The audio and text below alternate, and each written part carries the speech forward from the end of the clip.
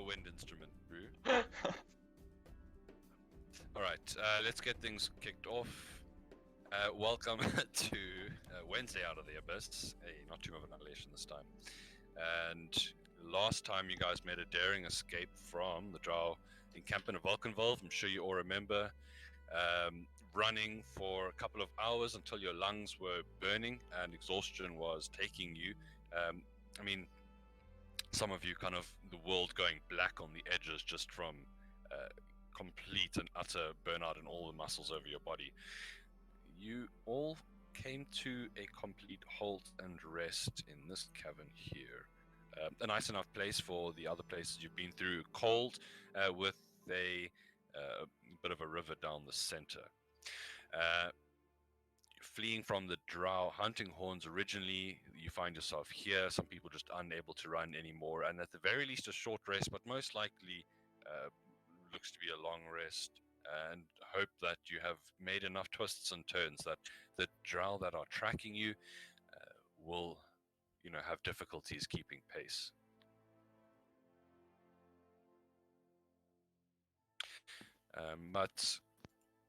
So I don't want to kind of force any rest length period on you, so we're going to pick up from as you guys are busy falling asleep. You were explained a couple of mushrooms by Jim Jar, pointed out one or two you could eat, one you could turn into like almost a maps or paper-like substance. Shushar just kind of floating in the water in the shallows there.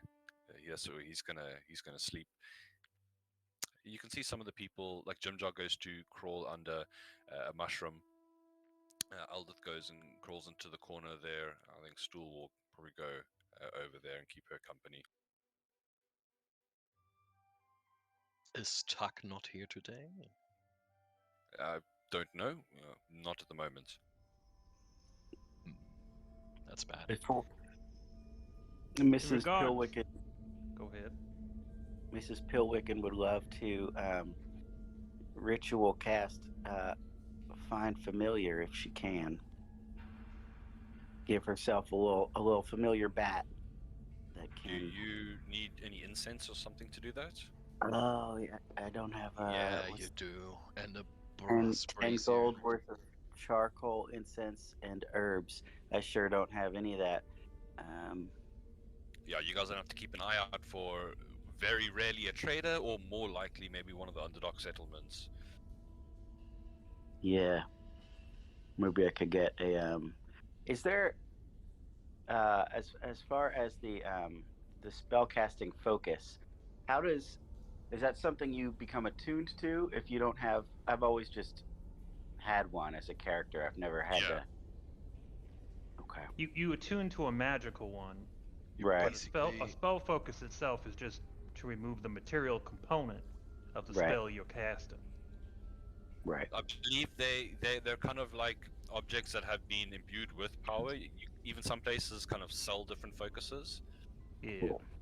That's Okay. Basically, as a wizard, you can have either in a component pouch or in a can't focus if you have one. And Right. any of your spell needs a material component that it's not used, like in Find Familiar, the 10 gold of incense, you can replace it with the focus, which just saves you a headache. But since we have nothing right now, you have to check your spells if they need anything and if you even can cast it. Yeah. Yeah. And I mean, you can keep an eye out for another wizard that might have a focus. You can just zop from him. Or over time, if this isn't something that ends up happening, there's always a possibility of you learning to focus and, create your own focus over a period of time while you travel. Sure. Which is Sure. also a perfect segue, because I have a question. The short sword we stole, which is currently in possession of Fick. Where is it? Fizz? Hold on, let me check. Tuck! Never mind, totally wrong. In the possession of Tuck. Is that a normal short sword with the construction of a wooden hilt? Maybe. It's a drow blade. As for what the hilt is made of, it's most likely not going to be wood. It may be the wood equivalent Zerk wood, but it's more likely going to be a fungi or maybe some kind of metal or leather. So Zerk wood doesn't count as wood as material components go, right? That Hmm. is an interesting question. What uses wood as a material component? The unseen servant spell. Oh, really? Uh, It does. let's just double check the Zerkwood handout here.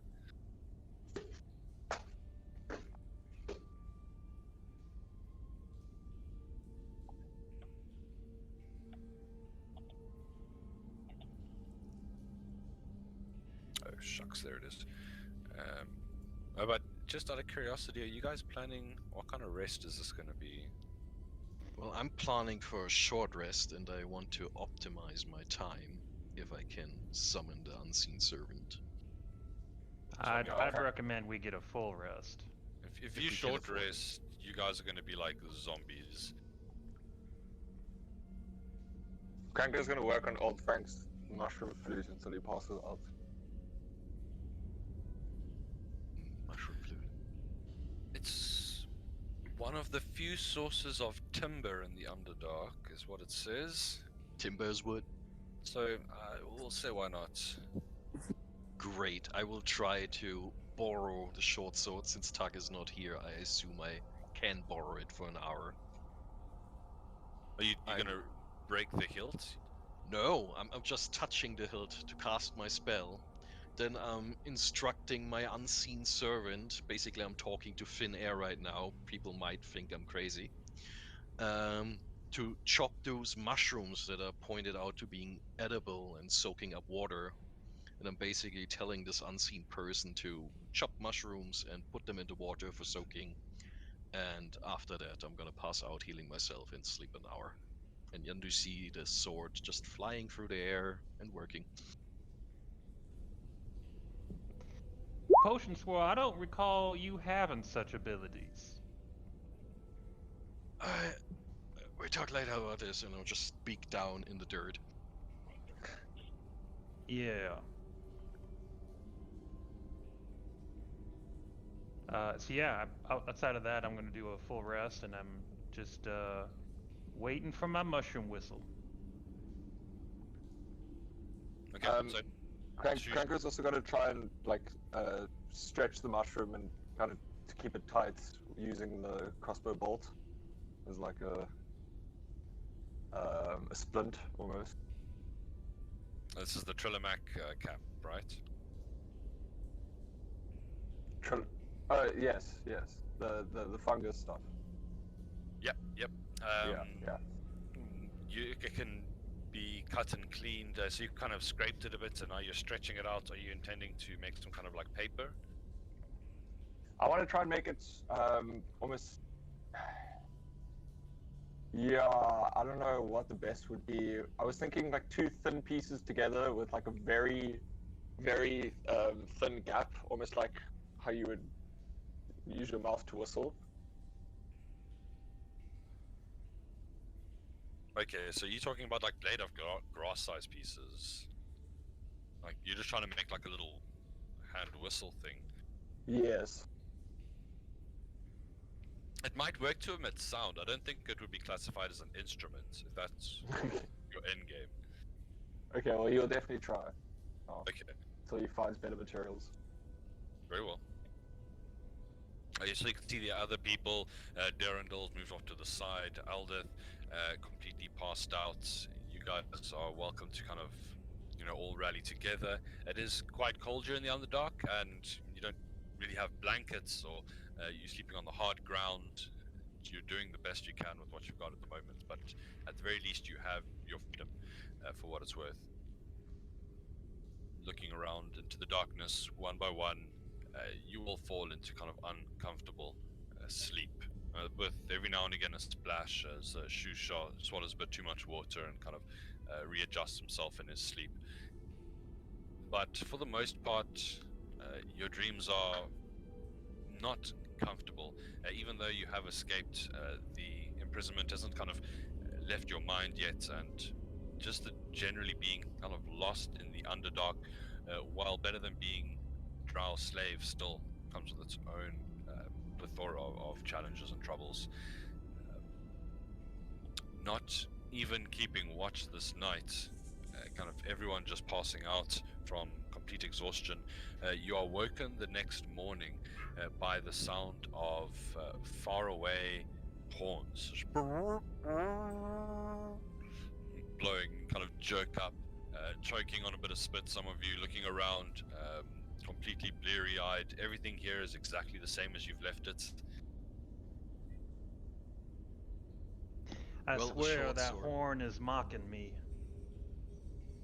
I bet it is. Somewhere between the now cut down mushrooms and the piece of river is laying the short sword after it clanked down like after an hour.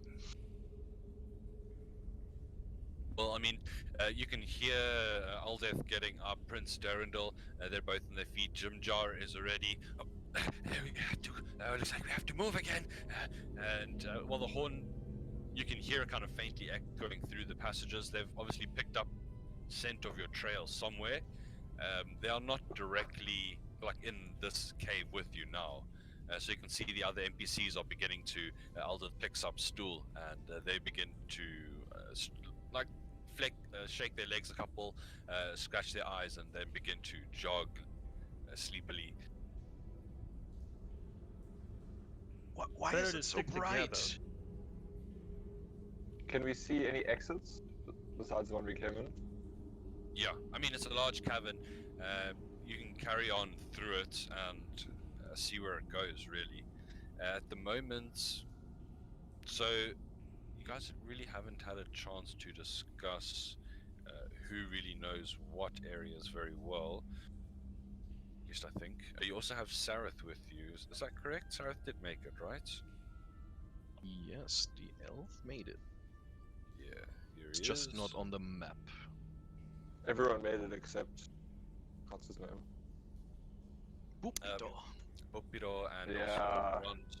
Oh, But yeah. yeah, he looks around and well, I mean, at the moment, the consensus is pretty much the closest settlement that anyone here knows of would be at the Dark Lake, which Shusha mentioned. His village is going to be the closest here. He was kind of walking with like a long extended trip away from it when he walked into that drow cavern on like a bit of a finding himself trip. But regardless, the Dark Lake, which is not specifically one lake, but a large area of the Underdark that holds caverns, rivers, underwater passageways that all, this is kind of a large connected body of water that takes up a large portion of the Underdark. And there are a couple of settlements on the edge of this, one of them being Slubdadup, which is where Shusha is from, the Kuatoan village. Well, any form of civilization is better than what we're experiencing right now. So I recommend we stick together and head in the direction of said civilization. Shusha kind of stands up and like starts shaking himself off. Oh man, oh, so I was having the nicest dream. Gosh. He starts to slog himself through the waters again. You can see everyone is really pretty unprepared for such a long set of cardio. Well, we better get going then. And I'm checking out what my unseen servant has done within 1 hour, how many mushrooms he has cut and how they soaked in the last couple hours. So was he harvesting the Trellimac bases?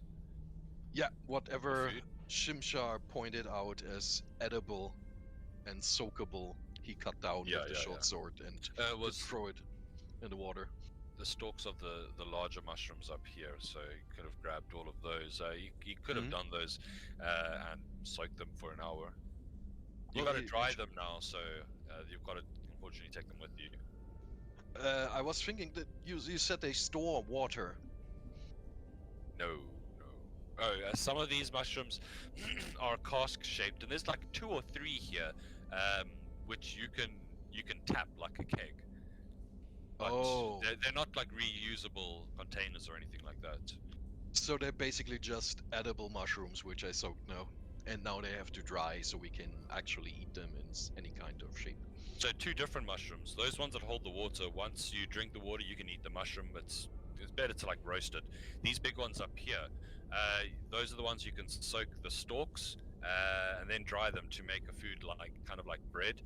But the tops you can use for maps, hats, scrolls. It's like a leathery surface. Good, good. So we have quotation mark food, and how many stalks will you have cut down? How much poundage of food we're talking about? Let's see, each Trillimax stalk provides so and so pounds of food. So it's like 1, 2, 3 big ones here.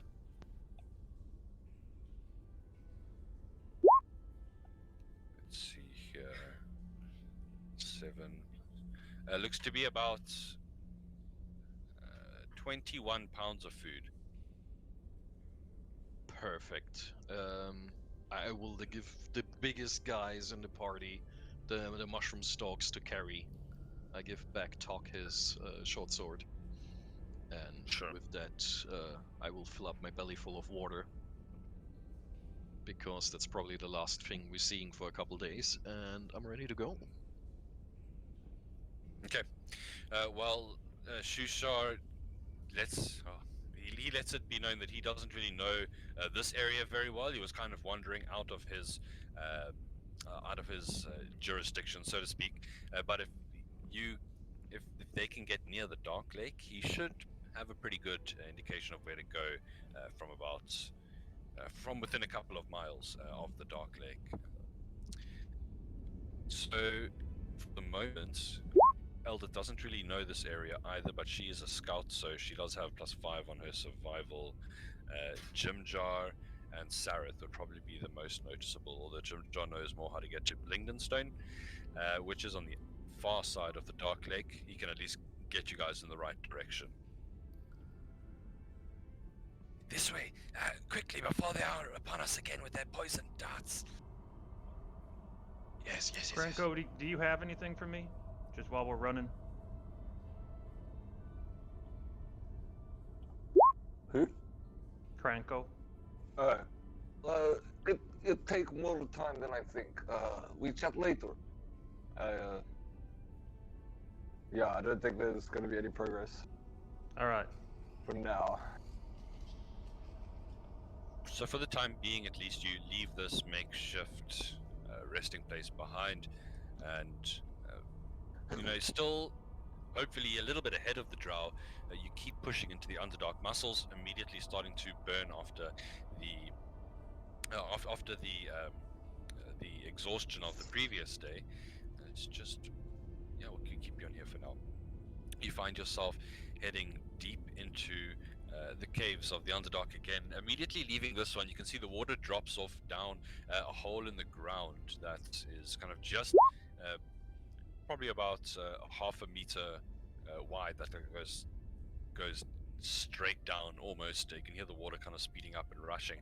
Your path leads you away from it along the edge of a crevice, and you can just hear the echoing of the water as it's probably splashing out and emerging somewhere at the bottom there, hundreds of feet down.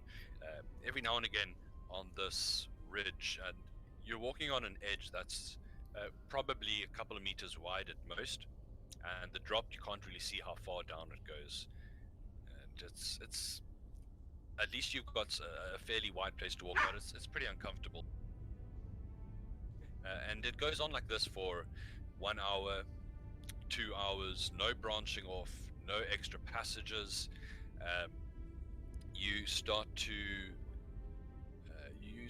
kind of every now and again see the opposite side of the chasm as it comes within sight, and not the sound of water kind of faded back about an hour ago, and you at the moment coming up to a strange patch of glowing fungus that has a kind of greeny aqua hue to it that is kind of crept up from the depths, leaving this small little line of illumination down out of sight and into the depths of the crevice.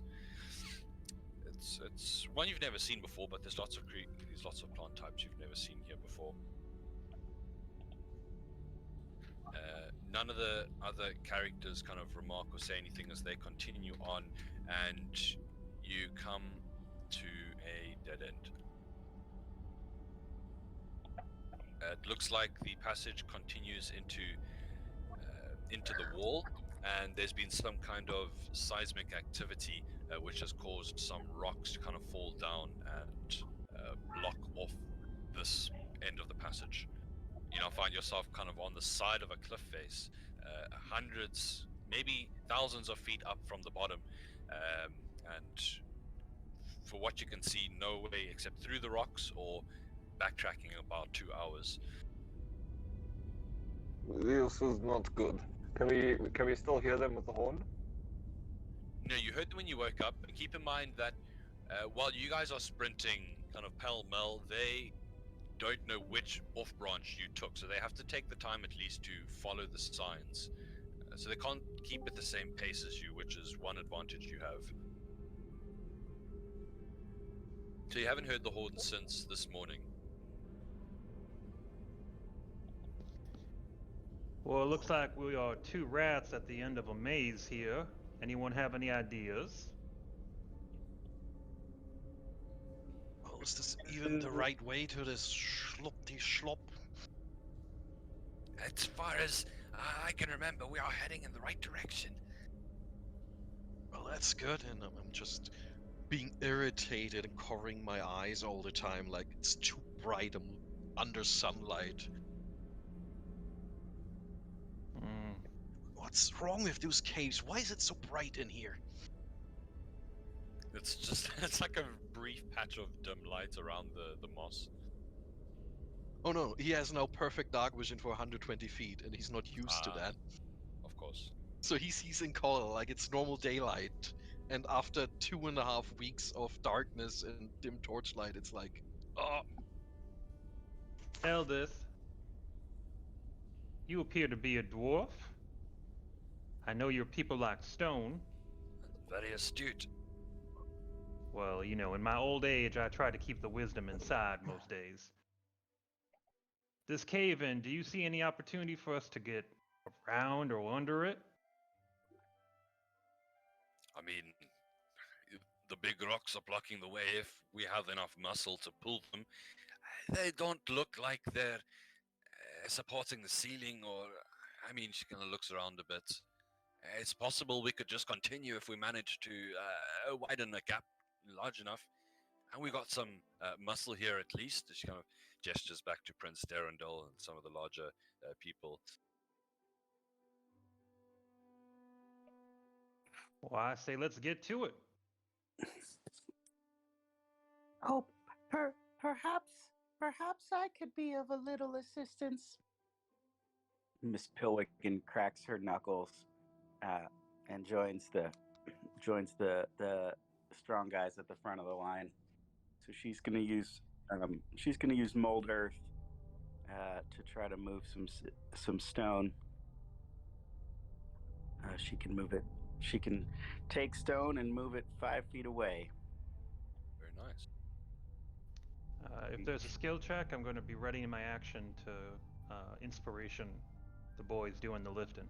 So Darendel's going to make an athletics check. I don't know if there's anyone else who wants to assist him with this and make one as well. While this is going on, Krenko's going to use this time to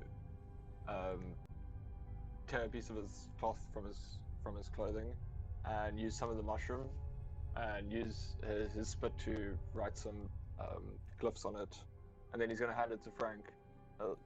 I hear you can't see, like baby bird. This might help. And he's going to hand over a pair of night goggles.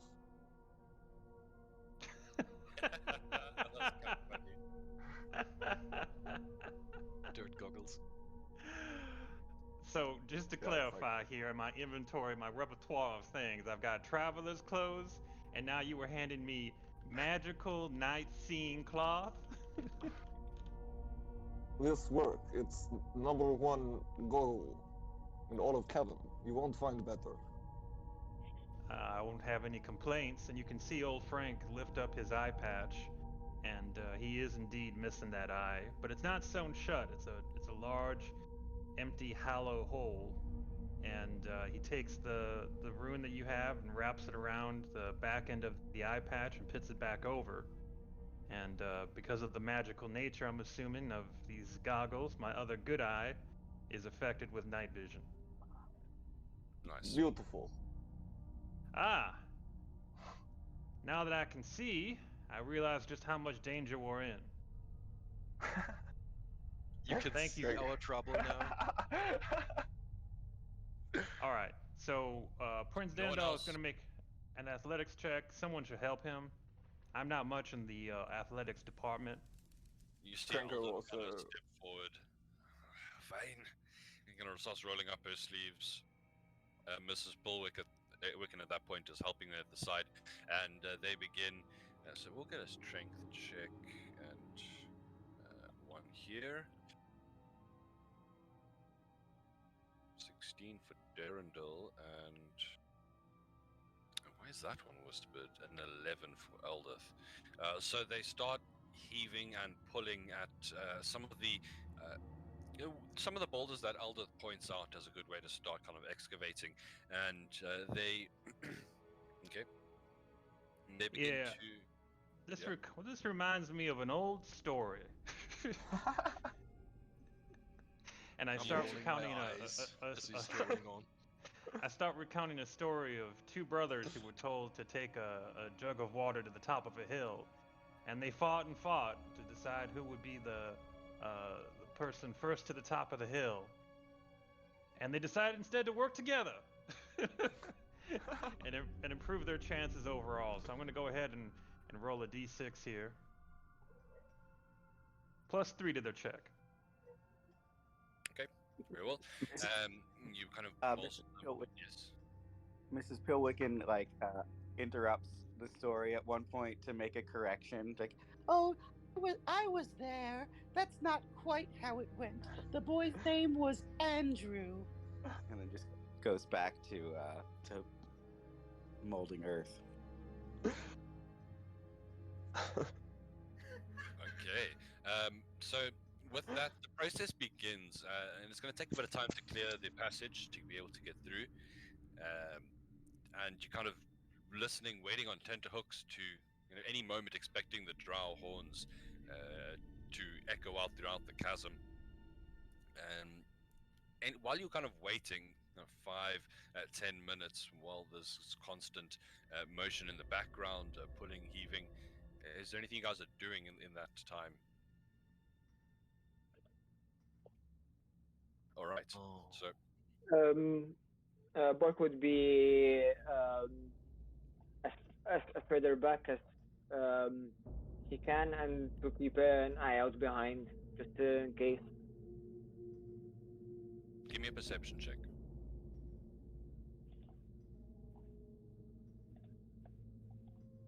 You do have your PC, right? Ah, perfect.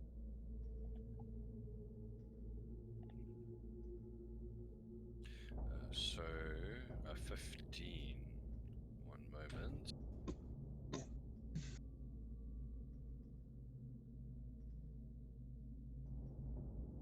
Now, as you look around, you can see that as you've been traveling, the cavern above you, the roof has kind of been getting closer and closer to the point where you can now make it out pretty clearly. All the kind of many stalactites, and every now and again, a drip of water kind of lands on the trail in front of you or falls down into the darkness. You've become accustomed to that while you've been traveling along this kind of endless ravine.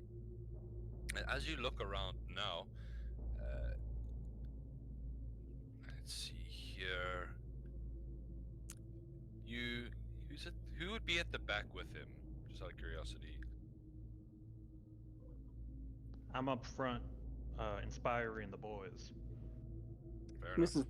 Mrs. Pilwicken might be at the back. She's a slow mover. No, you Oh, well, are no. molding Yeah. earth. Never Okay, mind. yeah. Yeah. Yeah, Kranko would be making his bag of holding with his mushrooms. Well, everyone works. Okay, fair enough. So, something slams very hard into your head, Bork. It sends you reeling for a moment. It's in fact, let me see if it's going to connect and make proper drop on you. That's a 22 with advantage to hit you. Yep. That hits. Okay, here comes the damage. I've turned off the roll. So 1 piercing, and then this was an extra 20 feet above you, so it's going to be an extra 2d6 additionally, as you feel like a slug or like a bullet pretty much slam into your skull. Ooh, good heavens. Sending you reeling, not knocking you out in one shot, I believe. Nope. But you see this creature drop onto the floor next to you with a wet.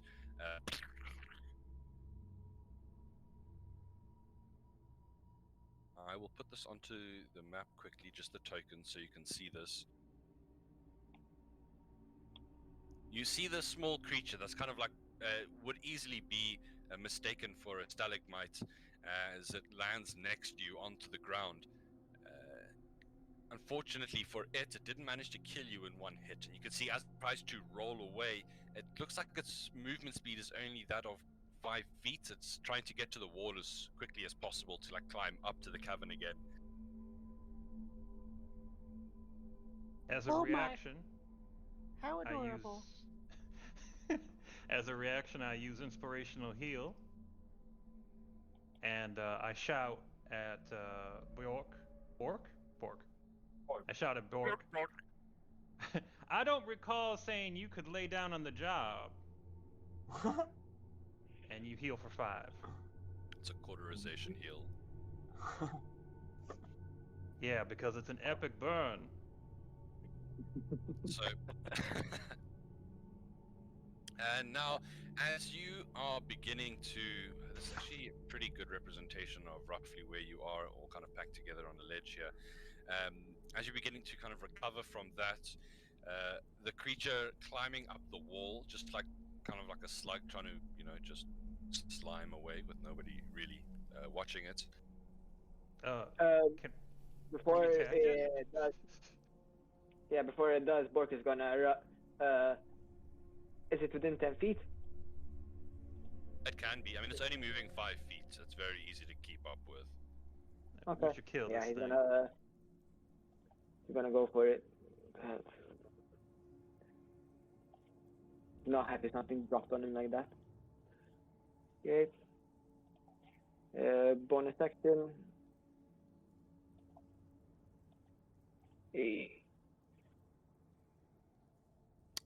Yeah. So you start. What are you're hitting it with your fist? Arm. Yep. You do a fair amount of damage to it, ripping into it, slamming down, bludgeoning for a total of 12. The creature is already bloodied and kind of cries out, drops off the wall, and like rolls into a circle.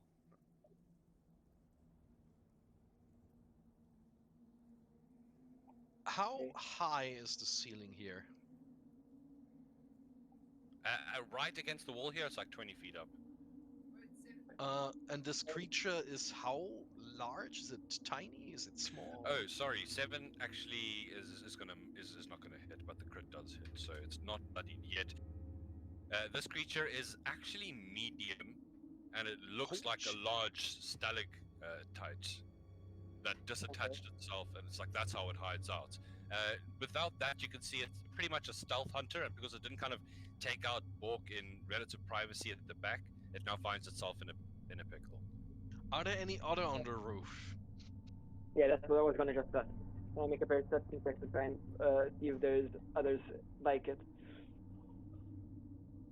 You can, looking at its texture, and it's obviously adapted to live in this way, and it's going to be really difficult to spot one if it wasn't moving, if the eyes were closed and it was staying still. Like, you look up and you can see stalactites above the path. I mean, not that many, but kind of everyone looks suspect to you now. I don't know about you all, but I have the ability to kill this thing at range, and well, so I will. You see it's wetly, now that it's like rolled up and it's taken damage, it's wetly flopping to, we'll say this is kind of representing the edge of the chasm. I'm going to cast Vicious Mockery on it, and I just kind of stick my fingers in my mouth to try to get the whistle correctly, but ends up being a little short. There we go. It's a fail. 13 Wisdom for 1 point of psychic damage, and you have disadvantage on your attack.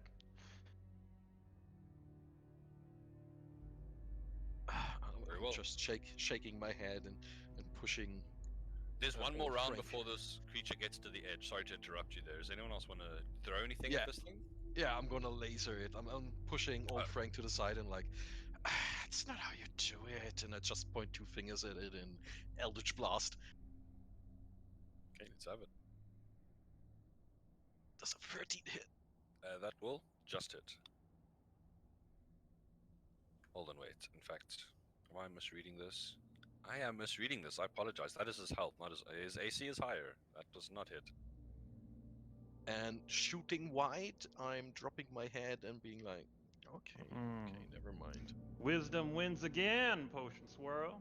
This creature with its wall walking, climbing speed starts to slime over the edge. Mrs. Pilwicken says, "Oh dear, you've scared it." It's lunch! Get it! Yeah, Poker's gonna try to take a couple of more attacks on it. More Yeah, I will also keep lasering every round. That hits, yeah. You're trying to slam at it before it gets away. 10. Give me another laser. After the 10 from the bludgeoning, it is extremely wounded. Oh, The blast doesn't hit. Vicious shooting mockery. It's gonna be. And you see with old Frank's utterance, it gets about 10 feet down before curling up and dropping off into the darkness of the abyss below. that was lunch. How deep is the darkness below? Oh, hundreds of feet.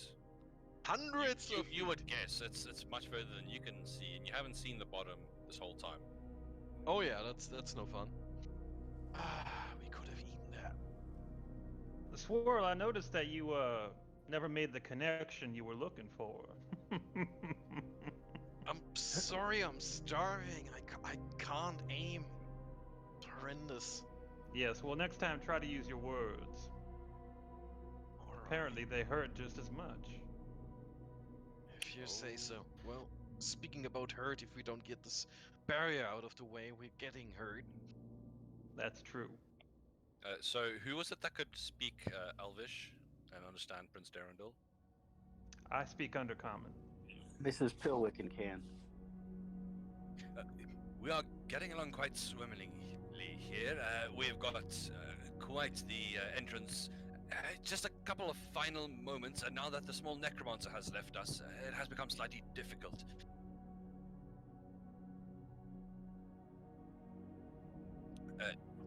That's another couple of minutes. You see, it's kind of everyone just staring at him. Mrs. He turns Mrs. back. Pilwicken. Miss Pilwicken said, I beg your pardon. My elfish is a bit rusty now, but did you say the small necromancer?" No offense meant, of course. What would you prefer? Which spellcaster? Talking about me. Oh, what a wonderful compliment. Oh, my. Oh, Mrs. Pilwicken is fine. He nods. I shall endeavor to keep that in mind. Let me get back to my work. He kind of turns back, and these huge, bulking muscles starts like pulling on rocks again. Mrs. Pilwicken turns to the rest of the group and says, "He says we're almost there and that he couldn't have done it without me." That's such a specific compliment. Yeah, if you say so. What a respectful young man he is. That old woman speaks the truth and only the truth. Nice. So you can hear Derendal exclaim in the background. And as you kind of turn, you can see that now a rough hole has been made. I mean, not big enough to walk through, but big enough to squeeze through. And you can see that the wreckage isn't as deep as it appeared. Those of you with dark vision can see that the passage does indeed continue on about 4 to 5 feet after it stopped here. He gestures. Jim Jar will look around. All right, well, I'm not waiting for the others to catch up. And he clambers in because he can easily see his way through into the passage beyond. Aldith looks around, forcing Stool in. Come on, let's go. And starts climbing in afterwards. I'll take the next. I give Borg a clap on the shoulder and say, well, you go last, you're the biggest, before I crawl in. And I'm stealthily healing him. For 7. Thank you. No, Then give I up crawl. the rear to me. So, as you start to head through, so who's going to be the last one through, kind of checking out the passage? Shushar hastily goes through. I mean, no one's being a hero from the NPCs.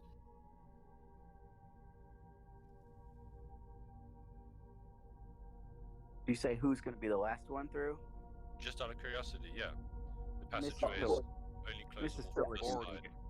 Borg is Okay. the most Borg. massive of us. Yeah. Alright. Yeah. Krenko will take Stool with him. Come, little friend, you'll make good apprentice. So, I don't know how big the gap is, but he can squeeze. Sorry, he can move a place without squeezing. That's large enough for a small creature. it's like 3 feet wide, like a meter wide. Okay. It's only really uncomfortable for some of the larger guys, but Bjork, as you're climbing through, you hear this twang as with disadvantage, which is good because that was a natural 20.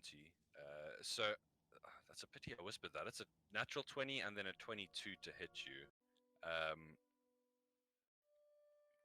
You too late see a drow scout coming around the corner, and with damage that is going to be 6 piercing as you feel the bolt stab into your left shoulder, kind of sharp pain biting into the muscles. But you know the one thing that always accompanies the drow bolts is the drow poison. I need you to please give me a Constitution save. 13. 13 is exactly the DC you needed to get. Phew. You almost feel your consciousness leave your body. Darkness starts to creep in from the edges. You manage to kind of crying out in pain, pull yourself, and your party members realizing kind of pull you through the last bit. And as you do, you kind of see Derendal kind of push through to the front, and with kind of a cry and using his Quagos strength, starts to just pull rock from rock, trying to kind of destabilize it. And you actually, after kind of pulling out one of the larger specimens, you can see just the muscles on his arms and back rippling, his clothes kind of even straining to contain this kind of just savage beast. He Oh my! he throws you a wink while he's doing it. But the last rock that he pulls back causes a bit of rumbling in the area around you. And you can see now, as if kind of releasing a landslide, rocks, dirt, and you see a variety of other kind of creatures, fungus, small things pulled with it, begin to cascade down. And it's kind of you all move back, fearful of the cavern actually collapsing in on itself.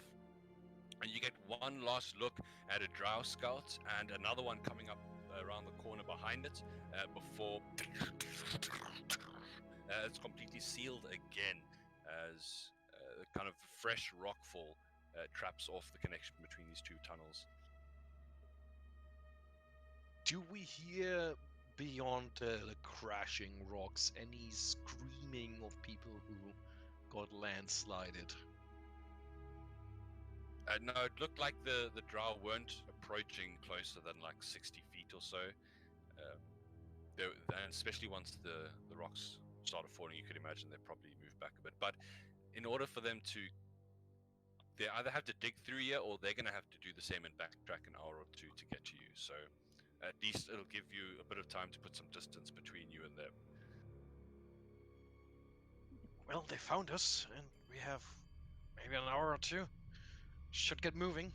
How far is this schlup de schlup? Well, Jim Jar, we should be. It's hard to tell where Vulcan Valve was situated. I would imagine we are a couple of days out from the Dark Lake borders. You hear Shushar, I think he's right. It's not really damp enough or moist enough around here for us to be in the right area yet, but I'll keep my nose open.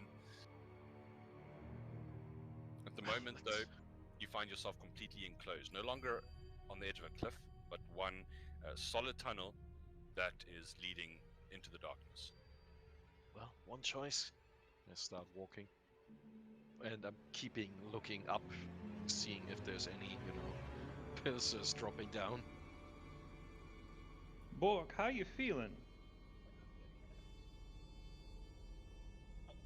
I think it'll be better, but I think it's best we keep moving. They're quite close, even though they're blocked a bit, but we don't know how quickly they'll get through it. All right. If you say you're fine, I'll leave you in your current state. But know that I will be there to give you a helping hand. Better you than me, as they say.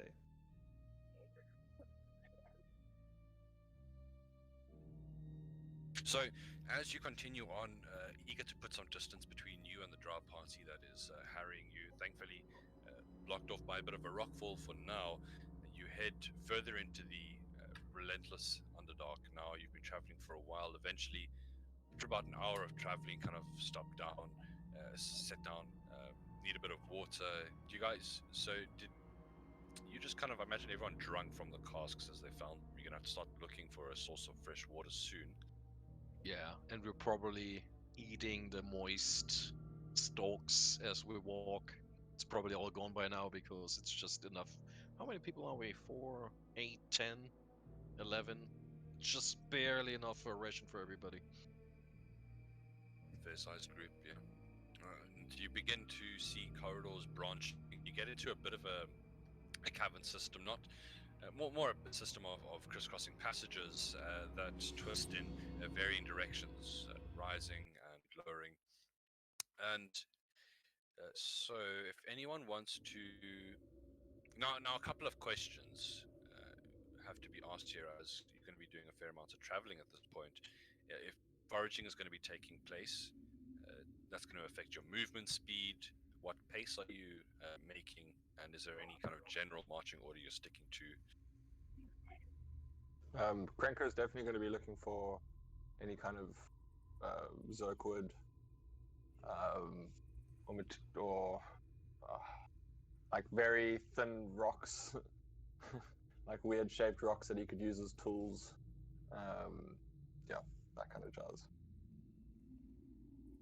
Well, the thing is, Why don't we have Jimja- everyone line up on screen in the order that they'd like to be at? Old Frank would like to be in the middle, so I can aid anybody.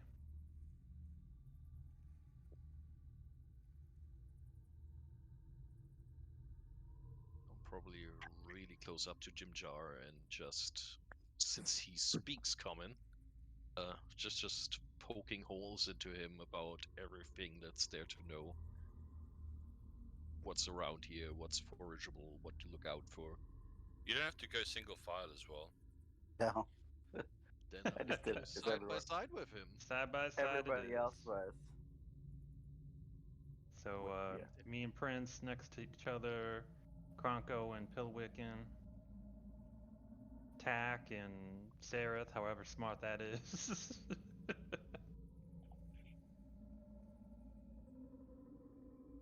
Okay. This is the formation you'll walk for the rest of your lives. So make it. Yeah. It's unchangeable. It's a rule. All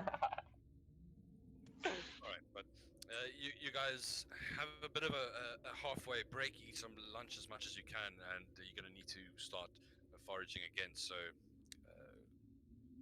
balancing foraging versus putting distance between the drow.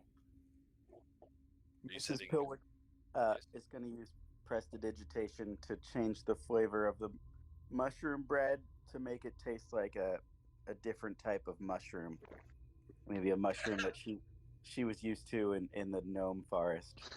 Oh, what a troll! Because I Is have it dark even vision red at now, this point? I see Miss Pilwicken do this. Mrs. Pilwicken, you have magic of some sort there. Oh no, I don't believe in magic. This is just a little trick. The gnomes know. Yeah, I'm familiar with this trick. I'm long lived for one of my species. Say, you can't change the color of things, can you, with that little trick? Can I change the color of things? She says, buying time while she looks at the rules.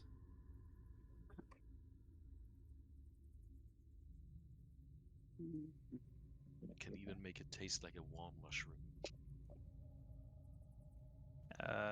You coin. Should be able to. You can make a prestidigitate. color appear on any object or surface for 1 hour. Perfect, perfect. I hold out some dirt, some sand and dirt in my hand.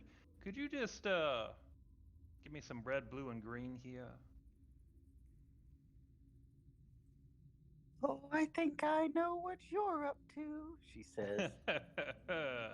Um, Yeah. Yeah, it can do up to three. Three of the effects can take place at once. So sure. Perfect. She gives the little somatic component, and she says a silly little rhyme, and she'll turn them different colors. Thank you so much, Miss Pilwicken. Potion Swirl. Yes, and I'm just looking over, and I'm like a little bit moving away. Like I know I there's pat some you on the motion going on. head. Pat you on the head, and when my hand comes away, I take one of your feathers. Oh, come on What now. was That that wasn't even for? one of the important ones. You could have asked. I mean, I have in the past. I just presumed that you were always on board with it. And so I I've got too the would like feather. one of these feathers. I am not a reservoir of quills. No, but you are components in a greater whole. I'm giving Cranko a butt feather. This is perfect, thank you. Still got a He gives it a good whiff and puts it in his mouth. Oh, I don't know what's worse, the whiff or the butt feather.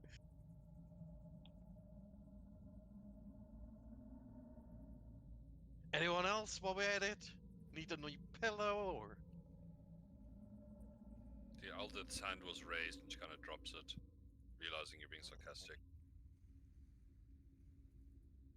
I get you one later. I think she likes you. You think? And she's about your height. No, that's just speciesist. Never claimed I wasn't. Fair enough. So, are you guys keeping a normal pace then? Probably a foraging pace unless Jimjar and the elf tells us that there's nothing here to forage at all and we're wasting time. There's no point in us going full speed if we end up starving to death. Yes, also probably good to, hide our tracks as good as possible, so it's not that easy to follow us. Gaggle of idiots. Also, when the DM asks us specifically if we're walking at regular speed, we Because should. if you're running away and you want to put more distance, you get a penalty to your passive perception. So there's no foraging at a fast pace. Yeah, we're walking normal to slowish and trying to rather hide than just run because we are not even knowing where we are, so there's no point on running faster to a place we don't know. Krenko's definitely going to keep his eyes out for any tools and stuff that could make old Frank's flute. Okay, and let's. And who's okay? Wait, we've got a couple of people in the front. Bork, give us a perception, and I'll say I'll get one from Eldith as well. Ah, Borg, what are you doing? You don't want to critically fail your perception test. Unless you want another piercer in your skull. Yeah. Shame. You hear the twang of a crossbow and PTSD strikes. But so Eldith rolls a 9, not doing very well either, unfortunately. But moving around, you find yourself in a kind of catacomb-like group of tunnels. Yes. Then Bork would also be trying to see if there's anything we can forage while we're moving. Yeah. So people not. You can either keep watch, or you can. So you can either roll survival. If you'd rather be doing that, you can roll me a survival check. But you can't be doing both. Okay. Yeah, no, he's gonna be foraging. So, I mean, Eldith it does have a +5 to survival, but if anyone else... Okay, there's a 20, very nice. If anyone else wants to assist, because Eldith was keeping perception this time, I already rolled for her, so... I Okay, think so I'm we'll wait keeping an eye open, seeing my superior dark vision now, aka I can see perfectly fine for under 20 feet. So you come to a bit of a... like an opening, and you see passages splitting off in every direction. You kind of pause here for a moment to get your bearings, and you can... Some people pop down a couple of the side passages, seeing what is there, if they can find any fungus or anything to eat, anything at all. You can see Miss Pillswick and taking a look around. Sorry, what was your perception for potion? A 16. Also, I still need dark vision on the token, aka perfect dark vision. What was the perception for the... I forgot. Oh, just looking for traps and stuff around, sorry. Okay, was it 120 feet? Yes, 120. And the night vision goggles give me dark vision 60 or 30, Kronko? 60. 60. It's an additional 30 if you already have dark vision. Oh, look at that. This entire time you were all around me. I had my eye patch on the wrong eye. I switch it over. Yeah, There we that's go. the issue. So dark you forget. Okay, so tokens updated. And now as for the survival checks, you do actually come across something, interestingly enough. Bork, as you are doing a quick scout of the nearby tunnels, where is the Bork character? There he is. You come up here, and you find that in this kind of cul-de-sac of a tunnel here, there are long ridge-like bits of fungus that kind of are growing like shelves there. And this was kind of one of the things that you have been told to look out for, as Jimjar's been giving a bit of information of what he can in the Underdark. Let me just drop a party token as well here. You know that... wait, where was it? I had it here. Where did it go? Ripplebark, sorry, that's zoned out there. That's what it's called, Ripplebark. It's a shelf-like fungus that resembles, unfortunately, a mass of rotting flesh, and Jimjar said it is surprisingly edible. Though it can be eaten raw, it tastes better roasted on a fire. A single sheet of Ripplebark yields usually about a little bit more than 6 pounds of food. So, I mean, you can see a couple of rows here, at least 4. You could take the time to go back and get a bit of help harvesting all of the fungus here if you wish. Oh yes, definitely. That's another day survival. If we don't die off first. Yes. Potion Swirl and Old Frank will help you gather some of that. Anyone else want to assist us so we keep pace? Also, somebody wants to keep an eye out, so, we don't get ambushed. Well, I believe So- that should be you, Potion Swirl. Oh, you should think. All right. I'm parking myself. Yes. We're going to take a bit of time, 10-15 minutes, to kind of harvest all of the rock.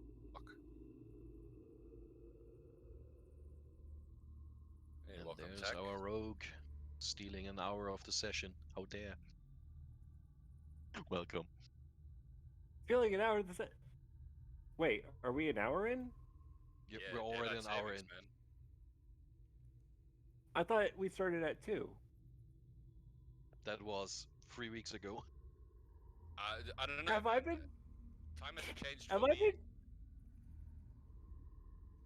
It's like 2. I thought that everyone went through daylight savings. No, Nope. man. Oh, only. It's like only Wow. America and some other European places. Yeah, America, really. You can thank Okay, Uncle my Sam. bad. Sorry, everyone. That's why I joined late last session. Then I guess. Yeah, I we was thought wondering you why had everyone learned your was there. lesson, but we were wrong. Should have mentioned. Apologies. No stress, man.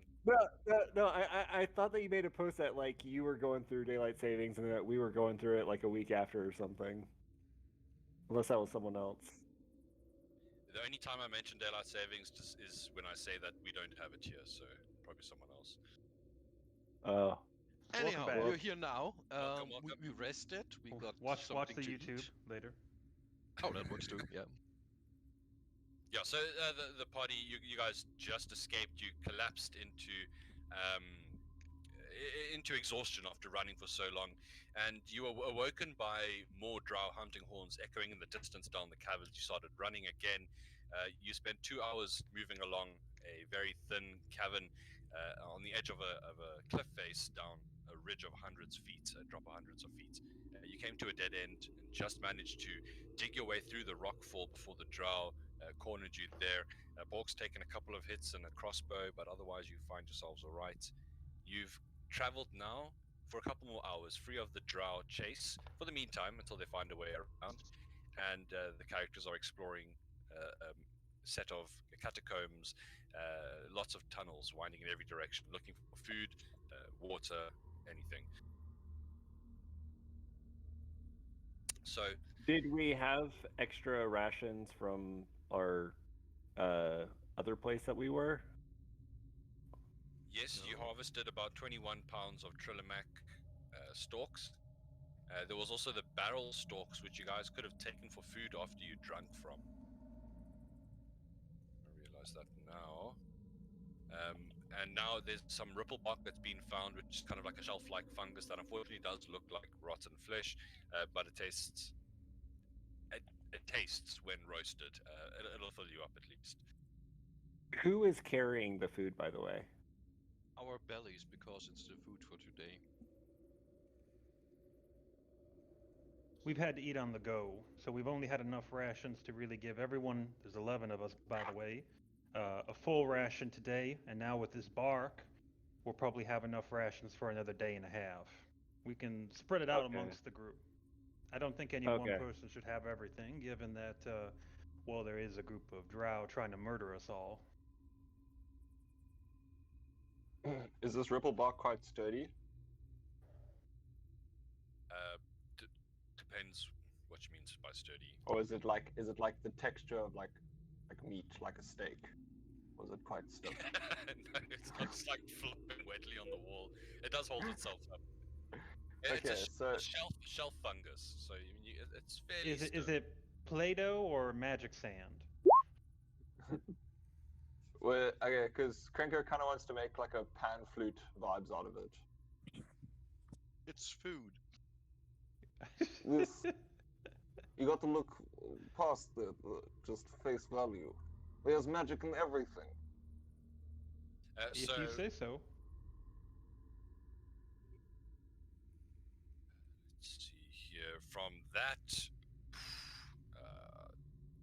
even if you did, it would not last very long. Once cut from the fungus, it would start to shrivel, and the changing of the shape would instantly mess with the wind instrument's acoustics. Okay, I'll take You some have as to wait some until you material. can. until you can get something a bit better. But you're still keeping your eye for a Zerkwood, and you haven't seen one yet. They are actually fairly common in the Underdark, so it shouldn't be too long now. This legendary Zerkwood. So, Cool. All right. Mrs. Pillswicket, you also gave us a survival check, and you went doddering a little bit off by yourself, not too far. You came around here, around to while Bork was working up this passage. You did a bit of exploring. You saw Potion standing here, and you wandered into this area here. Now, what you see is kind of tucked away behind a rock in the corner. As you kind of look around, the area is actually a small skeleton. I mean, you're not exactly sure what it is. It's a creature roughly about your size. So one of the smaller creatures, or maybe a child or a young one. There's remains of clothes and a bit of a satchel nearby. Some of it's been eaten by the fungus. There's just kind of fabric scraps left at this point. Looks pretty old. Mrs. Pillwicken would love to certainly take what's salvageable, any fabric scraps or pieces of leather. Before you do, the reason that this is related to your survival check is that you do see the bones lie amongst a patch of fungus. Oh, some sort of poisonous fungus, then. She thinks. You can see that. I mean, have you seen those kind of gross, fleshy fungus that like smell like rotting bodies? They attract flies and other things like that. Yeah, like The Last of Us. So, I mean, you can picture what I say when it's like that kind of texture, but these mushrooms kind of look like, if you had to say they look like something, they kind of look like large human tongues. Oh, interesting. Found anything good over there? So she's gonna wander back to the group, and she's gonna talk to Stool, and place her hand on him so that, I don't know, if he can do his little spore thing, and telepathically ask Stool if he thinks he has immunity to other types of fungus. That's a good question. I don't believe he does at all. Okay. Double checking. No immunity. Oh, well, I did find what appears to be the remains of a person in a room with some nasty looking fungus, quite dangerous, I would say. Unless someone is particularly brave, I say we avoid that area over there altogether. I can be brave. Or I suppose if someone just wanted to burn it all to the ground, that might work too. How old is this body? Well, I mean, you can make a medicine check, but I mean, all the flesh is gone. It's just a skeleton and a bit of fabric at this point. Oh. Gregor needs his fabric. He's gonna point his piece of metal rod that he got. And he's gonna hold it kind of like a hand cannon, and he's gonna shoot out a little bonfire onto the fungus. He's gonna try and burn it all away without burning the material. That's not possible. It's lying amongst the fungus. Okay, well, he's gonna scorch the edges and just clear it as much from the outside as possible. Well, you could have asked, and I summon my mage hand and just pluck it all apart 30 feet away, and make two nice little piles, one of scrap and one of disgusting fungi. Have you ever seen a 20 by 30 foot area of fungus? It takes quite some time to pull all that up. Oh yeah, and I'm doing it like with one hand, 2 fingers. I think we got better things to deal with right now. Things a little bit more important. Maybe just grab thing of skeleton. Well, that's an idea. Is there anything interesting I can spot which is worth salvaging? Fabric. Yes, I Just the mean the fabric? bones of the creature. If you think that's valuable, I mean you might be able Yes. to make musical instruments out of that. Bone Yeah, Yeah, I was well- about to say, my uncle used to play a femur, so I can make Mm. these things. Number one, Alright. femur flute. femur. Yeah, it's I been get a a few big femur. years, but you know, my uncle was very proficient. I think I could make it work. Let's get a femur then. The one who's not cracked, if any. Maybe we can make some bone mail. Bone mail. And any fabric for a bag of holding. For There's the fabric, there's unqueasy.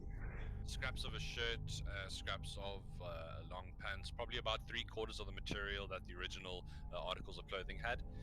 There's also like a satchel nearby that's mostly dissolved, like it's kind of fallen down where the loop of materials has faded away and snapped.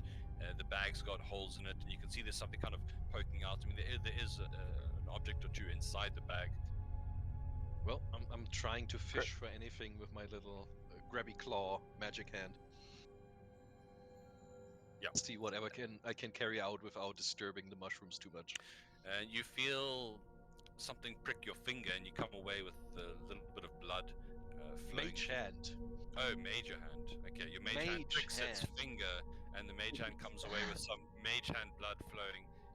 But it comes away holding the tip of a rusty dagger blade, Oh, that's nice.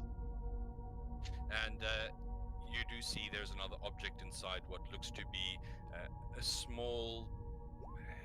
It's a blue. It looks to be some kind of sapphire. It's not very well faceted.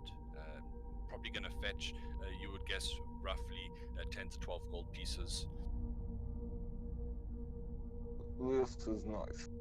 Krenko's I'm gonna gonna cast do- mending on the bag. Oh, Okay. you could also mend the nice. dagger. It's a side Or can satchel. it replace rust? Yeah. Yeah, you do that too. He'll take his little fork, what is it, thieves' tools, and kind of, it looks like he's stitching it together with like this magical thread. Sure.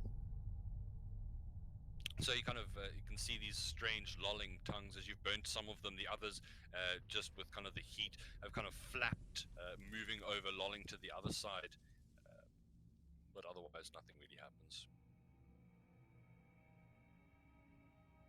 Look, So I make best- bag with lots of space. We can put stuff in. Oh yes, all this stuff, and I'm just looking around at the vast emptiness of myself. Wait, are we missing someone? Player-wise, No. NPC. Where's Fishman? oh, Shushar. If he's not there, it's a mistake. Okay, just making He's still sure. alive. Still. You mean our other source of food? He's still here. Mhm. We were using him as a guide to the Dark Lake, was it? When you get Yes. close enough, but until you get Frog there, man is useless. yeah, I wouldn't No, say yeah. useless. Now that's Hey, just man. rude. That's not a way to go about life, you know. You should really go with the flow more. And as he's talking, you can see he's never still while he talks. He always kind of moves, even if it's just kind of backwards and forwards, like wending his way, kind of like how a shark will never rest. And he seems to kind of have these very fish-like tendencies. Besides his like large, poking open eyes, he's got no eyelids, by the way. Even though the picture Does the picture do him dirty? Because they specifically it said does. Kuto don't have eyelids. They don't have eyelids and they don't blink. He smoked way too much cave moss, and his face is just like contorted. It's just an overgrowth. Hey man, with awakening comes great responsibilities. I'm telling you, man. But this stuff, as you can see him kind of moving in. Oh man, I've seen this stuff before. That's not good stuff, man. You should stay away from it. So It's who's our broken up guide? families before. So then, who is our guide currently? Like, who's leading the expedition? Chimjar/Eldith. Okay. So there are experts. Well, Shusha seemed to at least recognize the weird tongue-shaped fungus that was around the body. He said you should probably avoid it, and then he left again. Good thing is we did avoid it. Well, and he came after we did it. So, Chimjar, he's great. Happy to help, man. You're the best. Thank you. And I just waved back. We're currently being pursued by these drow, right? That's correct. He nods. So, do you know where we're going from here? It's. I know where we are going. Getting there, we simply need to head in the right direction for long enough, and we should start running into larger bodies of water soon. These will all link up to the Dark Lake eventually. So, you do know where we are, right? Just trying to make sure of that. I've never been in this exact cave, no. But we are between the drow settlement and the Dark Lake. It's about as much as I can tell you. Okay. As long as we're not doubling back, everything's fine. I do not believe so. Eldith. She turns around from where she was kind of looking off out front there. Oh yeah. What is it? He nods and kind of quickly gives a layout of the situation. I think we've been going in the right direction so far. From what I've seen, I don't know if you've realized, there's a slight coloration change in the rock and the layers in the walls. It's faint, and you can miss it quite easily, but it's there. There's more moisture. It has been in the last couple of hours, and it's increasing. I think we're heading in the perfect direction. Well then, Good enough for let's me. walk towards the moist. Walk towards the moist.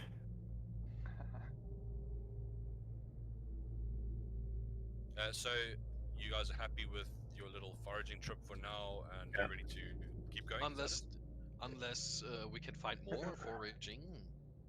Did we ever talk to this guy, by the way, other than him helping in the escape? We don't really know much about him, do we? Not too much, no. And also to answer your question, Swirl, there's always possibly more. It depends how much time you want to spend looking. You've probably spent about half an hour to an hour looking around, gathering resources. It has slowed down your progress somewhat. We should move along. Yep.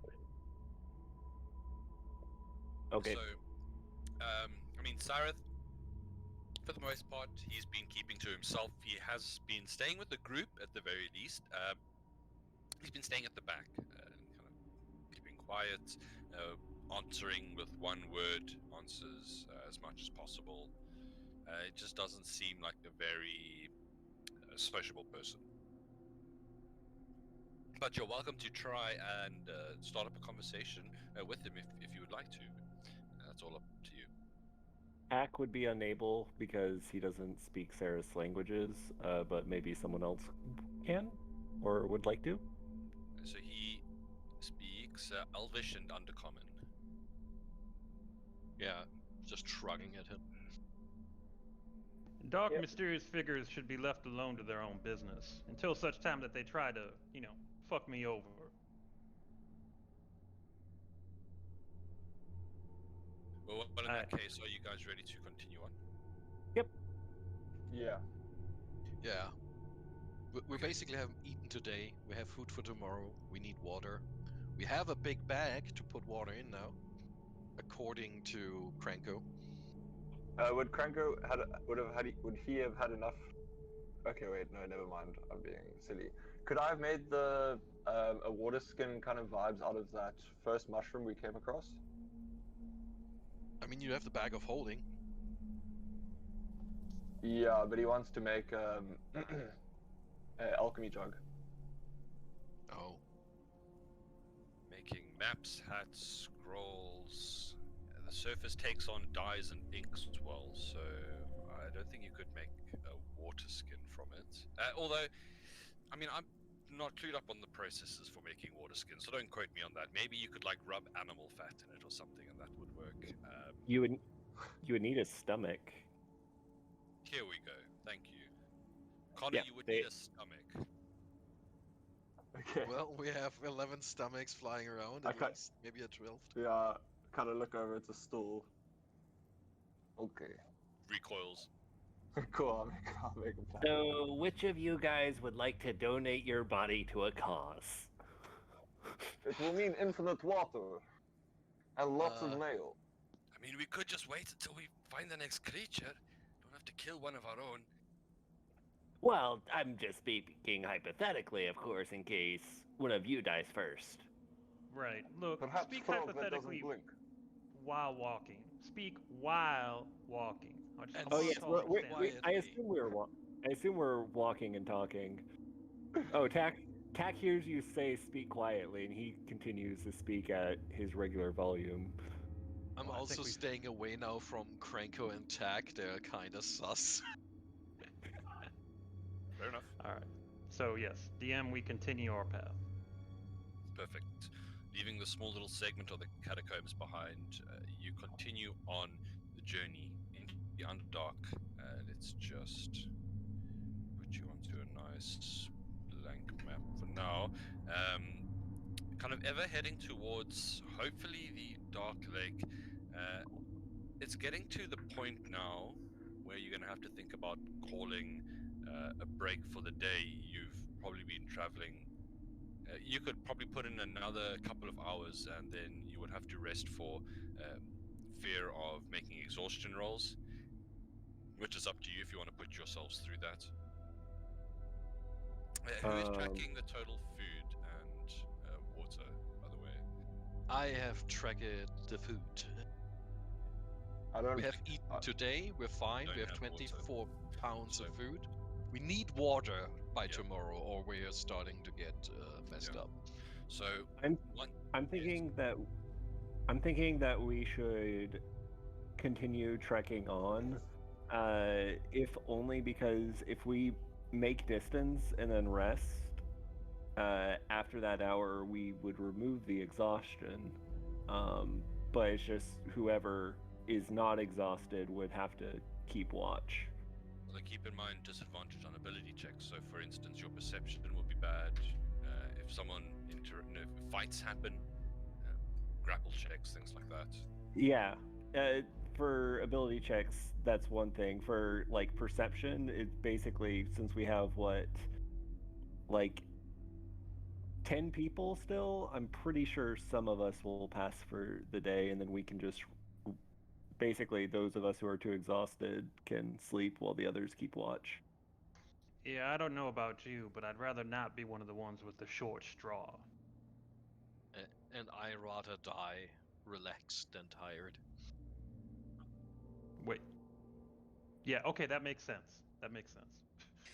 Well, when you get the short straw, it's just important to keep the cup closer to your mouth.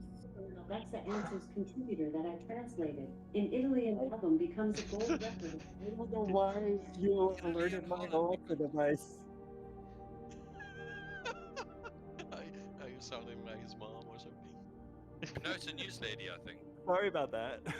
That was I Alexa. don't, Oh, was it? Alexa, short I don't know. Nice. I don't know why it started sounding off. Adding Drow Scout to shopping list. Why would you do that? So, Look, let's split the difference. I'd rather not have an impasse here, but we should definitely continue on for another 2 good hours, and then we Yep. can take our rest. Hopefully, we find some water in that time. so picking the passage that looks the kind of the best general direction, Aldeth points to this one in the southwest, and you head off, and you can see it it splits and it branches, and you kind of try and keep on as best a path as you can. And you're not really sure what Aldeth is looking for exactly. She is a denizen of the Underdark, living here a whole life and being a scout, so at least she knows certain signs and certain tells to look for.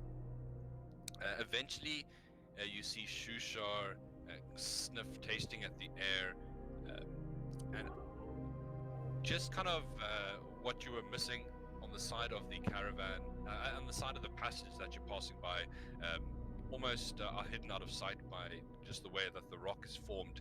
There's a little trickle of water that is extremely salty, kind of run through a lot of minerals of the earth, and it's like a small flow of a barely turned on tap.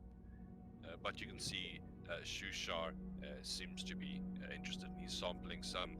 Oh man, that is the spot. Oh, just wait 1 second. I'm gonna fill up here quickly. And he just kind of pushes his face against the wall, letting the water like pool into his bottom jaw, gulping every now and again. Is it any good? Oh yeah, this is some prime stuff. That'll keep you healthy, man. You'll grow real old. The salt of the earth, you know. Lots of goodness. You know, I might get the shits later, but I'm going for it. I'm gonna join Shushar. Nice. Yeah, so I mean, it's a bit salty, but not to the point of salt water. It's definitely been run over the earth for a long time and picked up all kinds of minerals, and you're not sure everything exactly, but it's a thirst quencher. Well, I've Milligan, licked dirtier things in my life. I'll start. Yeah. Anyone who wants, you guys can kind of take turns just drinking at this small little bit of natural water in the vast underground system. You haven't been seen any kind of pools or anything in the last day or so. So it's a refreshment. Is that kind of a time for us to rest anyhow, or would it make sense to just stay here an hour and then keep moving? This is in the middle of a passageway. It's not. I mean, you could block it off both sides, but you could still carry on for about an hour and a half. It's up to you whether you want to call it early to be near a water source, though.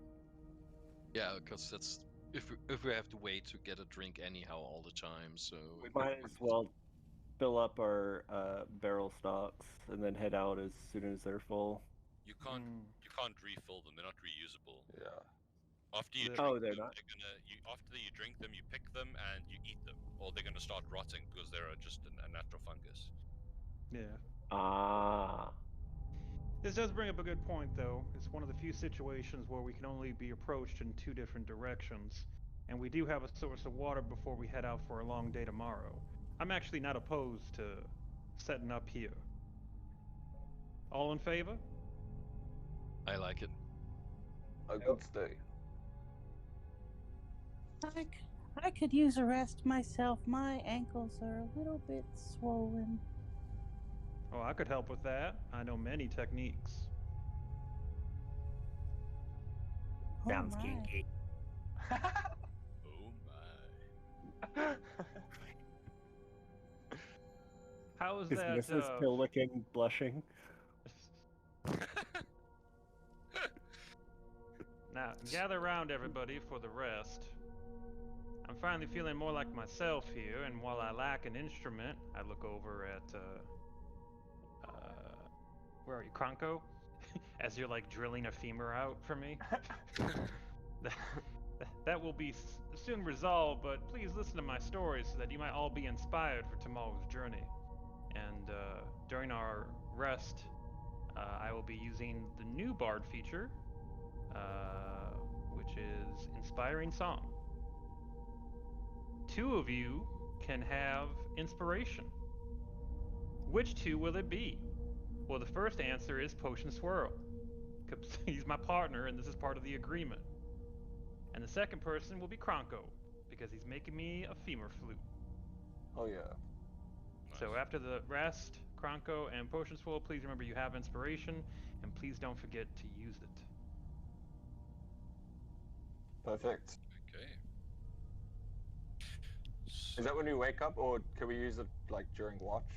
So After, I have an after the rest. inspiration now. So normal inspiration, advantage on 1 skill. Correct. Advantage on 1 roll, period. Yeah, yeah. Just normal DM inspiration style. Okay, Yep. cool. Yep. Beautiful. And old Frank Like will it. be doing this in a lot of different ways, so get used to this. Who Awesome. gave I you- like that. Who are you inspiring with it again? Kronko and Potion Swirl. Okay. I have so many advantages. All right, gentlemen. We're going to be taking a halfway break here. We're going to say 5-10 minutes. Mm-hmm. Cool. All right, We'll sounds see you good. guys I'm in a bit. gonna make some coffee. Ooh, coffee. Disgusting.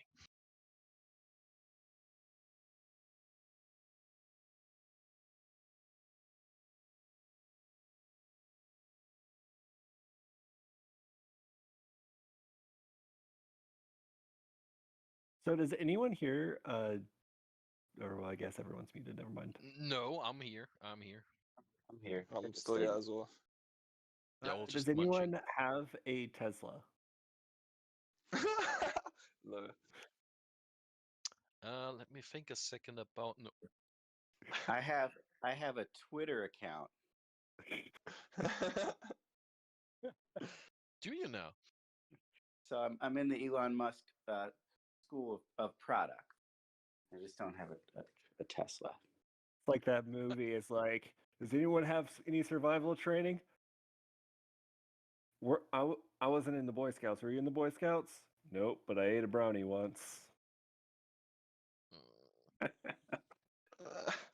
It's okay. We're all gonna die. I mean, push comes to shove, we start eating the mushroom, and then I don't know, the elderly. Yeah. I'm just trying to think of like what's the I don't know. So here's the situation. I got a 3-year-old vehicle, but apparently it's retained most of its value. But at the same time, it's got a part that GM doesn't want to give me.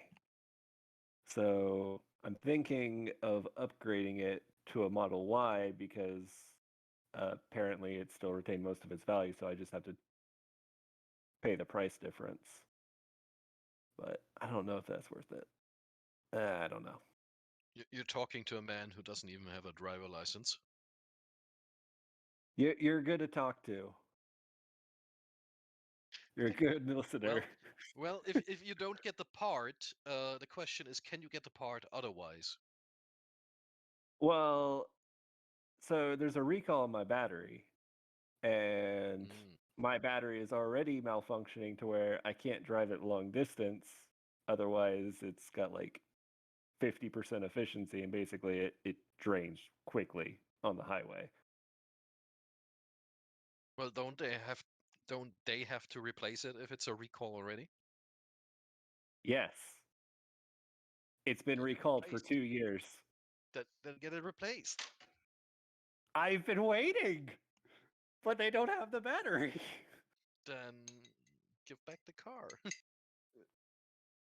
For basically pretty good refund, but that was my thing. Is like I don't know if I want to upgrade to like an even better EV model because I like it because I don't have to pay for gas. But the cost of not paying for gas goes towards an expensive fucking car. I don't know. First world problems. The thing is, if you just want to save nature, buying a thing with a giant lithium battery is actually more damaging than driving a gas vehicle. Why? Because they're crafting the batteries in the US, then they're shipping the batteries to China, finishing the batteries, and shipping them back. In the end, you have created so much CO2 just by the production of the battery that during all its life, the battery cannot save that much CO2, making the hybrids and electric cars more damaging than actual gas cars. And until they change that, it's not worth driving electric. Well, if they're shipping the battery, that's less gas in production than just shipping the vehicle entirely. Yeah, but still, the shipping back and forth. Do you There- know there- what an there- what a ship actually burns? Like, it's horrendous.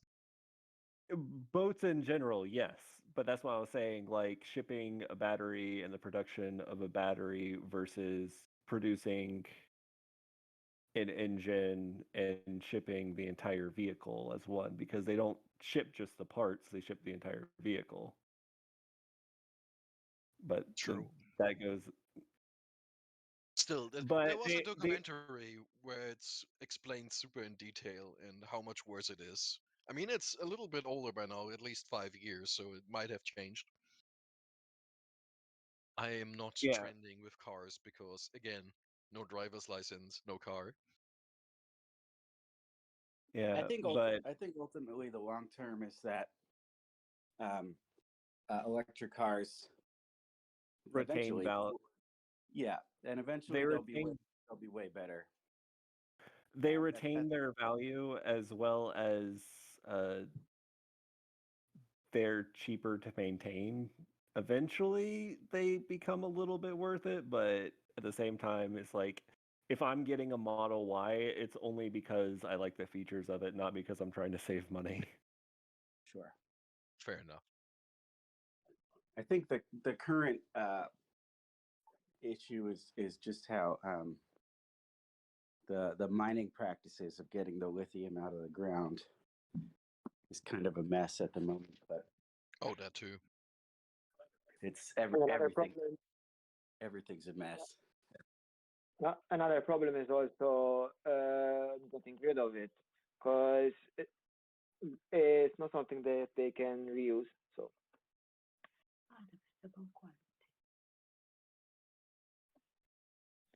they have to make sure that they try to dispose of it, but it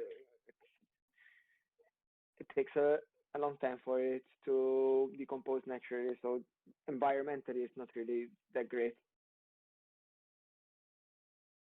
We should just start sending stuff into the sun when we're done with it. It's a Actually, really big- that's one of the worst things you can do. Garbage We're gonna disposal. make the sun even more nuclear and radioactive. I think. I recently saw a video about it. Of they were actually trying to send radioactive waste either in orbit or to the sun, and both are ideas that are the worst thing you can do. Yes, Especially that's a radioactive really waste. smart idea. Grab a bunch of nuclear waste, strap it to a rocket that might explode on start, and Yeah. what could possibly go wrong? Yeah, Let's that's one of nuke the the things that they sun. Let's save the planet. And like See, if you do manage to send them all in orbit, eventually they're gonna come back. So I think the good thing about theoretically shooting stuff into the sun is you don't have to be very accurate because it's You got kind it's of got do. it's got You a do, pretty yeah. big gravity field. It's gonna if you're Guys, off by a little bit. I gotta step in here. With the temperature of the sun, it would never get close. It would burn up long before Also- it ever gets there. Also, because the Earth is moving, and because light has time it takes to travel, I don't think that you can just like point at the sun and say, let's send off from here towards that light source over there, and then we'll make it. Because once you get into space, it's pretty hard to change directions, I believe. Well, they could map the trajectory if they were shooting something into the sun. I Yeah, want to bring up the movie Star Trek Generations, in which a person does launch a tow missile from the surface of a planet into the sun, thus making Star Trek completely worthless. The episode of the Magic School Bus where they go onto the surface of the sun clearly explains that Yes. you can, even though Miss Frizzle could stand on the surface of the sun in her spacesuit. No, I'm just kidding. We had to wear glasses after. Is that what you're getting to? Yeah, this is where I get my science from. Look, I know I'm really throwing us off here on this discussion, but I really miss the Star Trek that was very much a Navy science exploration series, whereas now it's just Star Wars, but streaming, and now Star Wars is streaming, and so now it doesn't really matter which one you like because they're both the same. Is anyone If I'm watching be honest, Andor? Yes. I'm not a fan of both of them. Is anyone Yeah. watching Thor? Andor. Oh, Endor is great. Andor's Is it? amazing. It is. It's got It has really low watching, but apparently it's really good. The problem is it starts incredible slow, like the first 3 episodes are just a build up, and then the action starts. And you know, with people, it's like, oh, it didn't hook me the first 30 minutes. Fuck that. Also, it doesn't have lightsabers and you know, dark, troubled families. Yeah, the best thing about it is that it's set in the Star Wars universe, but it's not a Star Wars movie. There's no Jedi's or Force users or lightsabers. It's just like a gritty spy thriller. It's just normal people living in space. Did someone watch Rich Evans and decide to make a Star Wars show that doesn't involve Jedi? I mean, I'm so happy there are no Jedi. The world is actually lived in gritty and dark and sad. Look, I just want a streaming service to pick up Warhammer 40K and just give me that show. That Hammer would and be one Bolter. I'd watch. Did you watch Hammer and Bolter yet? Warhammer Plus does a sufficient job with their shorts, but I want a Battlestar Galactica level budget for Yes, just, please. yeah, just naval space battles and ground forces and 100,000 Kriegers landing on a beachfront. Yes, having a great old time on the beach, Yeah, going for holidays through Belgium. for the Emperor. Yeah. Obviously. I mean, who worships chaos? I mean, Yeah. It's not like anyone is going to be the Necrons. He said, building a Chaos Terminator while we're playing Dungeons and Dragons. I am lawful. That's fine. Don't worry Lawfully about. evil. Mm-mm. I'm not evil. Why would I be evil? I'm not evil. Looks at camera. I'm just looking out for myself. Oh, tack. That's impressive. Yeah. You got a +4 to that, though. It's only because of my upbringing, okay? You're saying that your parents taught you to be a shitty liar? I think it's more a question of time. I mean, goblins croak out at 15 anyhow. What are you talking about? All right. The original age for goblins is like 15, 16. Then you die. That's the average that they die, probably. Yeah, like the maximum is pushing 20. Then you're really old timer. Well, it's not that you're an old timer. It's just that they mature quickly, and they only live to be about 60. So the Oh, average literally goblin, just to 20. it was original. Okay, because At least the original. I think for the orc, Year time jump okay. in our campaign. What's the time jump? I was just saying you're about to announce a 40-year time jump, just so all our characters have died. I just hope that we don't run into any. Oh yeah, they like, changed it in ghosts in this Volus. campaign, because that would suck. I'm not going to give any spoilers out, but in one of my games last night, there's an effect that can happen towards the end of the campaign that can literally like reset the players back into like right at the beginning of where the adventure starts, like to like put it back at Port Nyanzaru with like all your work undone. Such What the hell? Such a troll. That's trolly. I had a campaign where a player was allowed to basically go back in time, and because they changed a certain event, another of their characters was both dead and okay, so a player got their soul sucked out by a 9 life stealer. And then another of their characters went back in time and figured out that they could like stop an event from occurring, and they did. And because of that, when they went back to the forward time, their soul was still in the 9 life stealer, but another version of them was still present, so they basically duplicated themselves.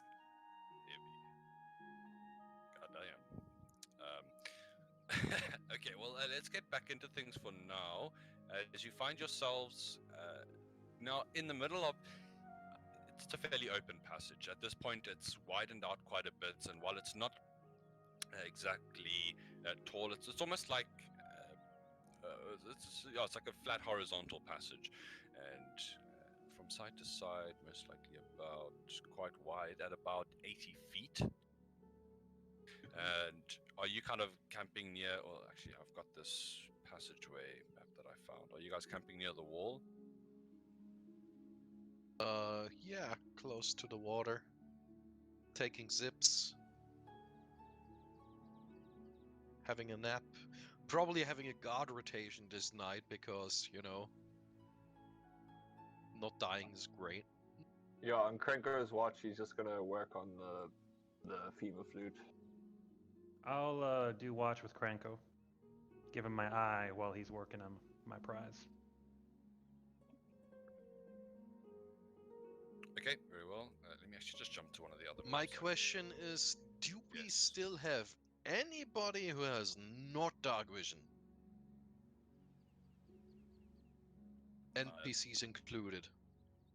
No, all of the NPCs are natives here. Good. So everybody has dark vision. Yes. I mean, Except for you. technically, No, I have No. perfect dark vision. even still, Oh, apparently has potion? 120 feet dark vision. Yeah, he sold his soul to get a bit of dark vision. Didn't he? Oh, My okay. soul? Wow, you're I made a friend Solid. up in space. Oh, yes. If you had to give Stool a sending stone, would you be able to use it? That's a good question. Most likely. Wait. 'Cause I think you have to whisper into it. Yeah, that's a good question. I don't think you'd be able to.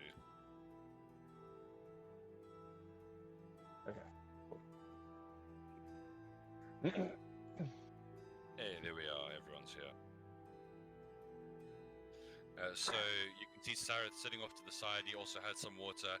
He's been looking around, kind of watching everyone else while they do their thing. Aldith seems to be looking after Stool more than anyone else.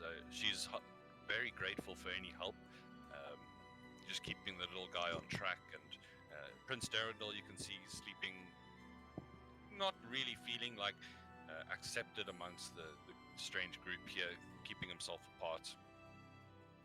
Jim Jar is pretty comfortable with everyone at this point. Well, the prince only speaks Elven, right? And Undercommon, he can understand Common. He'll let you know, but he can't speak it. Well, I'm gonna hold guard with him, trying to bond with, you know, just talking to him silently. Telling him stories. Just feeling him welcome. Sure, that's fine. All So right, if- who's on first watch? Yeah, let's get some perception checks. It's going to be 4. I need 4 groups. All right. I'll do Work good with one me. with Kranko. Should Kranko do some kind of check for the flute? Let's see here. What would this be? It would be probably a skill check using your intelligence as the. But you don't have the tools. You're just using what you can, right? Yeah, pretty much. Like probably that knife dagger and the rusty dagger. Well, you have a rusty dagger, Yeah. unless anybody else claimed it. You just have to scoop out the marrow in the middle of the bone, and then find a way And to then drill make some holes holes. in. I bet Yeah. there's no more marrow in that bone. So give me an intelligence ability check as a way to kind of thinking about the strengths and weaknesses of bone as a material and how far you can take it using whatever you can, fire or liquids, anything like using a bit of abrasive cord to kind of push through and work away at the inside tubing. I'm just gonna do it. Sorry, none of my rolls. Oh, I know why, because this thing's popping up. Okay. You should go into your settings and turn off that always ask you. It's a real bitch. Yeah, will do. Set it Hey, to toggle 18. and never set it to ask. But 18, yeah, it takes you a bit of time, but it's a fairly simple instrument as far as what you're able to make here. Let's say it's more of like a recorder kind of vibe, but you manage to get at least a couple, 3 to 4 different holes with varying pitches that aren't horrendous when used together. You kind of hit, you get pretty much every one of them in at least one of the keys. So something can be made if the skill is there. 3-hole Frank. Call me 3-hole Frank. It's this porn star name. All right. Where's my This Sorry. this is best I can do for now. No, but this is all I need. I did add one little thing here. If you see little inscription, it's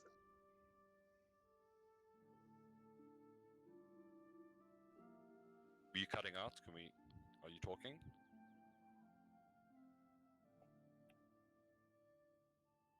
Krenko, we Yeah, can't he's hear gone. you. He's just so tired. He cupped on, passed out from exhaustion. Well, Right. assume he can hear me and we can do this for the record. And Krenko, you have given me vision in the darkness and an instrument to play. So long as you travel with me, I will inspire you every day. Oh, it was a rhyme.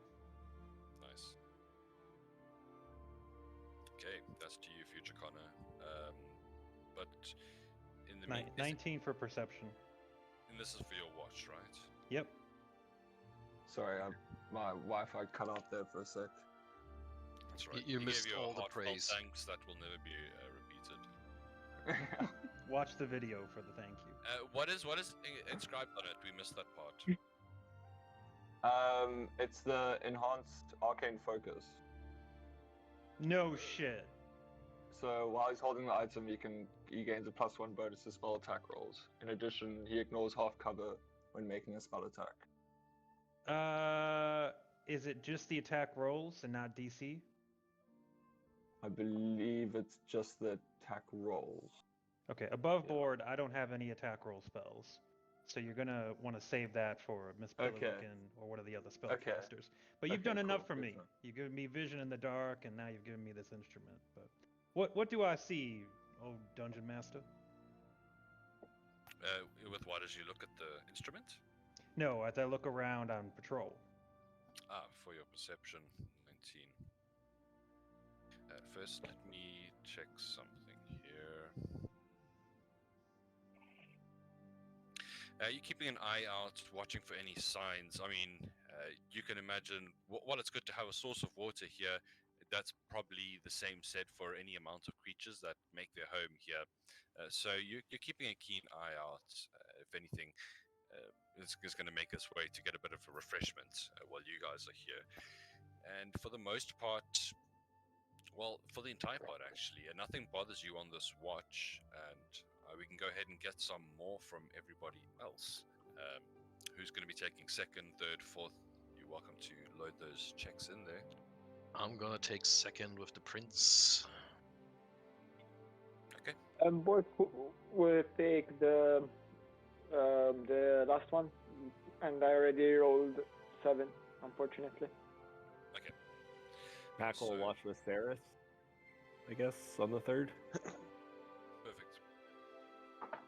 Durandal will watch with potion. He's getting a 16. Okay, anything you want to do during your watch? Yeah, I'm we go. cutting up the mushrooms we found into 12 portions. Rationing them out to kind of pound Yeah, each. making them ready for everybody. Perfect.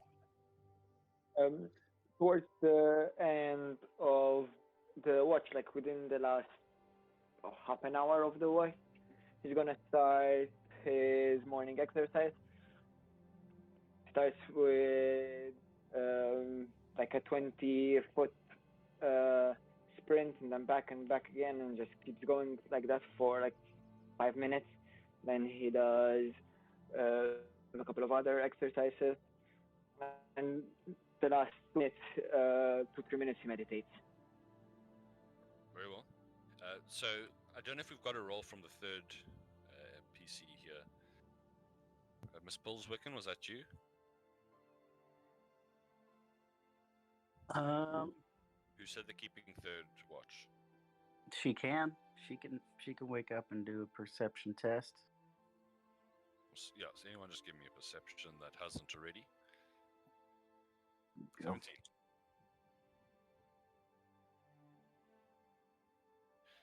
Okay. In that case...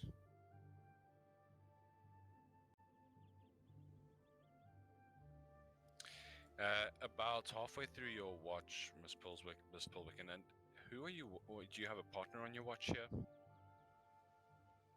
Yes, Stool wanted to stay with me, so Stool and I are hanging out.